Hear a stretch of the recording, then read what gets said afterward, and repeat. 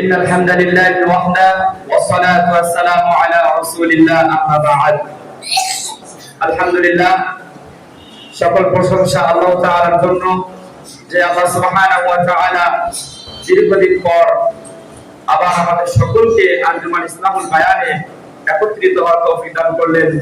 আমরা শুকরিয়া আদায় করছি আলহামদুলিল্লাহ।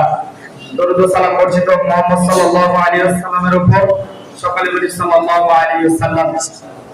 সম্মানিত উপস্থিতি, আজকে আঞ্জুমান ইসলামুল বায়ানের পক্ষ থেকে আমার সংক্ষিপ্ত আলোচনার বিষয়বস্তু দেওয়া হয়েছে হজের গুরুত্ব ও ফজিলত।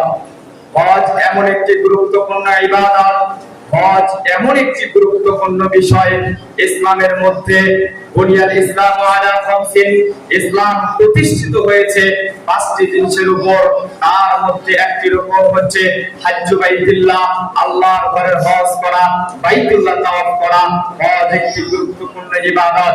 এই প্রসঙ্গে আল্লাহ সুবহানাহু ওয়া তাআলা বলেন পবিত্র কোরআন কারীমের ভিতরে, ওয়ালিল্লাহি আলান নাসি হজ্জুল বাইতি মান ইসতাতা ইলাইহি সাবিলা ওয়া মান কাফারা ফাইন্নাল্লাহা গনিয়্যুন আনিল আলামিন।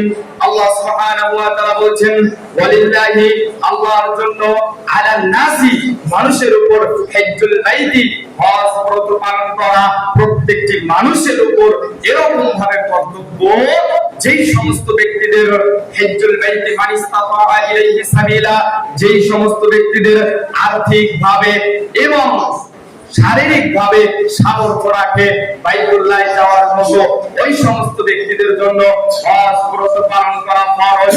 আল্লাহ সুবহানাহু ওয়া তাআলা ওই সমস্ত ব্যক্তিদেরকে বলেন ওমান কাফারা, যারা অস্বীকার করে, হজ ব্রত পালন করা অস্বীকার করে, আল্লাহ সুবহানাহু ওয়া তাআলা তাদেরকে বলেন ফাইন্নাল্লাহা, নিশ্চয়ই আল্লাহ, গনিয়্যুন, মুখাফেকিহিন আনিল আলামিন, বিশ্ব জগৎ হতে, আল্লাহ সুবহানাহু ওয়া তাআলা বিশ্ব জগৎ হতে অমুখাফেকিহিন। সূরা আল ইমরান 97 নম্বর আয়াত।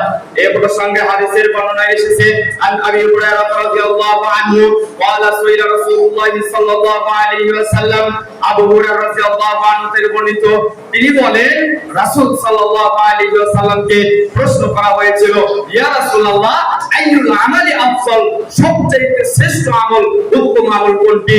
ফাকালা, রাসূল সাল্লাল্লাহু আলাইহি ওয়াসাল্লাম বলেন, ঈমানু বিল্লাহি ওয়া রাসূলিহি, এক, আল্লাহ এবং আল্লাহর রাসূলের প্রতি ঈমান আনা, বিশ্বাস স্থাপন করা। দুই, জিহাদু ফি সাবিলিল্লাহ, আল্লাহর রাস্তায় জিহাদ করা, আল্লাহর রাস্তায় জীবন দেওয়া। তিন, হজ্জু মাবরুরুন, কবুল হজ। এই তিনটি আমল হচ্ছে উত্তম আমল, উত্তম ইবাদত। বুখারী হাদিস নাম্বার 26।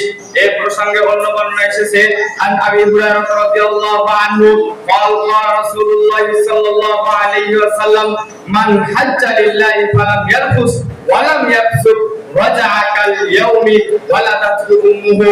আবু হুরায়রা রাদিয়াল্লাহু আনহু তিনি বলেন রাসূল সাল্লাল্লাহু আলাইহি ওয়াসাল্লাম বলেছেন, কোন ব্যক্তি যদি আল্লাহকে সন্তুষ্ট করার জন্য হজ ব্রত পালন করে, হজ পালন করে, আর এমন ভাবে হজ পালন করলো, হজ পালন করা অবস্থায় ওই ব্যক্তি কোন অশ্লীল কাজ, অশ্লীল কর্মে লিপ্ত হলো না, রাসূল সাল্লাল্লাহু আলাইহি ওয়াসাল্লাম বলেন ওই ব্যক্তি এমন নিষ্পাপ হলো যেদিন দুনিয়াতে তার মা তাকে প্রসব করেছিল, যেমন নিষ্পাপ হয়েছিল ওরকম নিষ্পাপ হলো। বুখারী হাদিস নাম্বার 1521।